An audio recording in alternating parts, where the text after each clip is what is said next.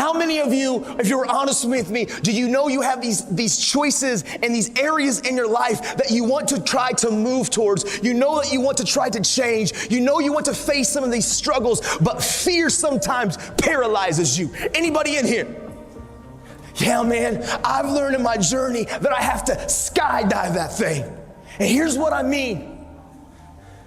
I know sometimes, as when I was growing up, I didn't trust anybody. I know things that happened to me. My dad abandoned me. I isolated. And I always said, if I find the perfect person that I can count on, if I find the perfect person that I can trust, then I will. But the truth is that person's not here. People are people, and they're going to let you down. I've learned I can't put my trust and my confidence in the people, but it's in the process and the discipline and the action of the habit of finding the courage to punch fear in the face and take the step of beginning to trust people, which means I started talking, I started speaking. I learned to skydive that thing, and here's what I mean. There's a lot of fears and insecurities all of us have. We all have insecurities. Like it, love it, or leave it. We all have things inside of us that we try to keep secure because we have shame or guilt or embarrassment, or we care what others think. I've learned to skydive that thing. Last year, a bucket list that I've always wanted to do. I've always wanted to go skydiving. I'm an adrenaline junkie, but the problem is now, where I'm at in my life, I'm a husband and I'm a father. And I guess my wife doesn't approve of me jumping out of planes at 15,000 feet. So I thought something that I've always wanted to do, I was never going to get the opportunity to do. But I was in Oregon and I got done early and I saw a sign and it said Skydive Oregon. And so I was like, yep. I called my wife. If I can get my wife to say, yeah, we're all good. I called her and I'm like, hey, honey, I got done a little bit early. I've always wanted to. You know, it's something that I've desired to do. I think I want to go skydiving. Nah, I'm cool. I'm not going to. Yeah, maybe. Nah, I'm this kid. I'm all right. I don't need to do that. It's not probably smart. And she says, I don't think she meant it at all, but she says, because I don't think she wanted to control me. She says, oh, no, honey, go for it. Do whatever you want to do. But yeah, if you don't want to do it, no big deal. That's cool too. Click. Dude, I know she didn't mean it.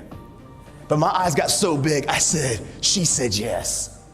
So 20 minutes later, I call her. I'm packed up. I got an instructor around me. I'm at Skydive Oregon, and I call her. Her eyes get so big, I hung up. She ain't saying no. I'm all in. But as I start going through the process of skydiving, as the instructor shows up, and as he starts walking me through this process, my anxiety started getting higher. Like he started coming to me and saying, listen, here's your pack, here's your chute, here's how you're gonna fall. He put me on this counter. He said, this is my ninth jump today. I said, what, bro? 9 times? Do you pack your chute? He said, every time. I said, so you packed your chute 9 times today? Are we gonna test the odds? Are we good? We're cool on one more? Did you get tired? Did you miss a fold? He said, nah, bro, it's cool. He showed me how he did it. Dude, my anxiety, it's getting higher. This little ratchety plane lands. Ratchety. He said, all right, bro, let's get in. Whoa! He's from Oregon, so he's already kind of weird and a hippie.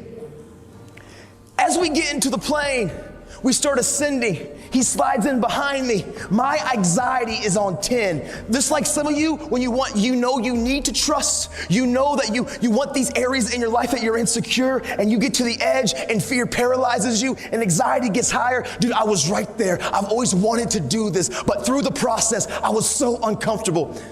As we get to 13,000 feet, he said, listen, bro, we got 6 connectors. 1, 2, 3, 4, 5, 6. I'm gonna connect this. I'm gonna hit all 6 3 times. Do this. Woo, you're gonna do it. You know, I know, we're secure. Skydive Oregon. I'm like, 13K. He pulls the door up. He says, listen, the free fall is only gonna be about 30 to 40 seconds. I want you to experience this moment. So we're gonna scoot to the door. We got 2,000 more feet of climbing. As we scoot to the door, and as we begin to get to that place, I want you just to lean out of the plane. I'm holding on, and I'm like, no! He said, okay, now we're there. Here's the next piece that I want you to do. I want you to take the bottom of your feet and touch the bottom of the plane and hang there. I got you. And I'm like, no! Dude, I was terrified.